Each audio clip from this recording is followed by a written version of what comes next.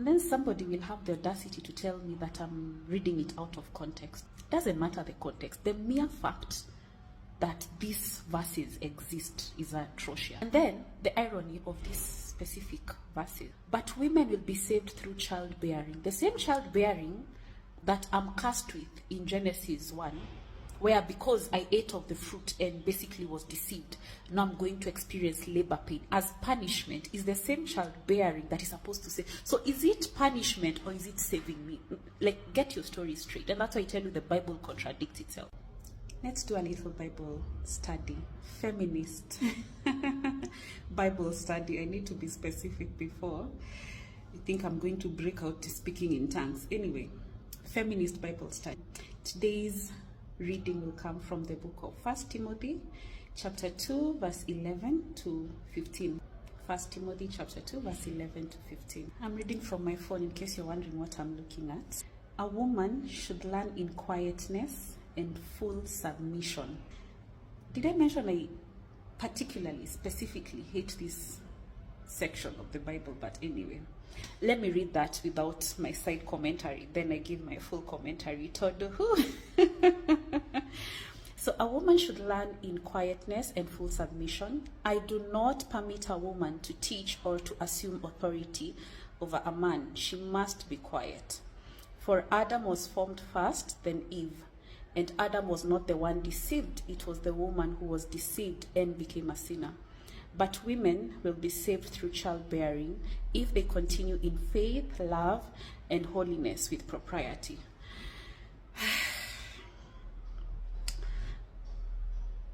Mataheko. I feel like puking.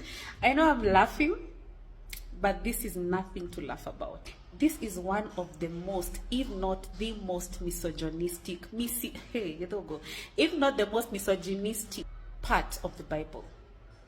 A woman should learn in quietness and full submission.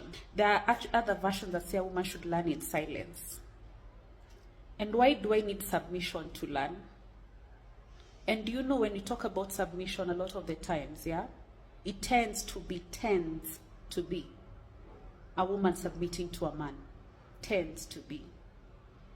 And so here you're having the Bible again endorsing this whole submission thing in order to learn. I do not permit a woman to teach or assume authority over a man. What type of nonsense? I do not permit a woman to teach or to assume authority over a man. You see how our power is being taken away? We birth nations. Literally, birth nations. Every one of us exists because of a woman.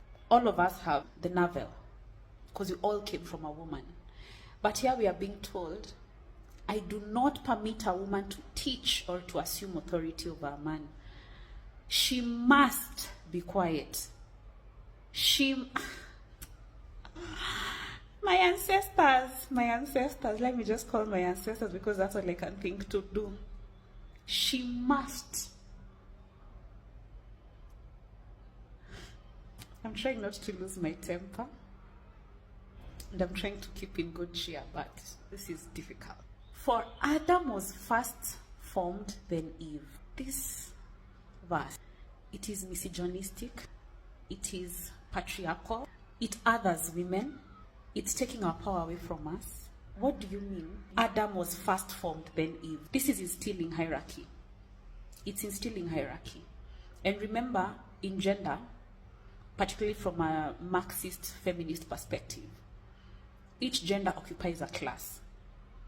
And this specific verse and religion in general imposes those classes. So men occupy the higher class, women occupy the lower class. Hence the reason why we are being reminded, because this is a reminder of Genesis first, that Adam was first formed, then Eve. And Adam was not the one deceived. It was the woman who was deceived and became a sinner. The number of times women, our mere existence has been villainized. Our presence, our essence, our power, our voice has been villainized. We have been vilified. That's why we talk about Jezebel. That's why we talk about Delilah. That's why you talk about Lily. That's why you talk about Asherah. And each and every one of those women has been vilified. Our mere existence is seen as the stumbling block for men. And these specific verses reminds us of that. That not only was man created first, and so he's the head, but also we are the ones who sinned. A man did not sin. It was a woman who sinned. We are the ones who were lied to. So sin exists because of women. This reminds me of Pandora's box. Pandora opened the box and basically let out sin into the world. And Pandora was also a female. She was also a woman. A young woman at that. The type of nonsense, pure and utter nonsense, that is peddled by religion against women baffles me. The audacity, the gumption. What do you mean? Because a man was created first, then that makes him the head. Then on top of that, a woman is a sinner because you are the ones who are deceived. And then on top of that, you take away our throat chakra. So now women are being silenced. So I can't even, according to this verse, I can't even defend myself. I can't call my power back. I can't remind you of my power because I've been told to be quiet. I've been told to shut up, essentially. Most essentially, I've actually been told to shut up. And then the irony of these specific verses is that towards the end, but women will be saved through childbearing. The same childbearing that I'm cursed with in Genesis 1, where because I ate of the fruit and basically was deceived, now I'm going to experience labor pain as punishment, is the same childbearing that is supposed to save. So is it punishment or is it saving me? Like, get your story straight. And that's why I tell you the Bible contradicts itself. So are my labor pains supposed to be punishment for leading the man astray and eating from the fruit? Or is it now the one that is supposed to save me? Get your facts straight. Get your story straight. Is childbearing a punishment or is it my salvation? And then somebody will have the audacity to tell me that I'm reading it out of context. Doesn't matter the context. The mere fact that these verses exist is atrocious. The mere fact that women can be told that I do not permit a woman to teach or to assume authority over a man is atrocious. It should not exist. That should not exist. The mere fact that I've been told she must be quiet, I must be quiet. Are you kidding me? The mere fact that I'm being blamed for sin and I can't defend myself, not because you told me to shut up. Religion is just, I can't. I just can't. These verses make my blood boil. Because it is these words that are being used against women to silence us, quite literally. It is these words that are being used to goad over us, to take away our power, to other us, to belittle us, to minimize us, to punish us, to vilify us. It's wrong on so many levels, so many levels.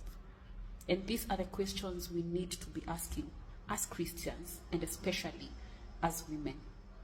Why would you tell a woman to shut up, to be quiet? Why? Why does our voice scare you? Why does my voice, why does me speaking up scare you? Why does a woman's voice, why does my throat chakra being open, why does it scare you? That tells you we have power.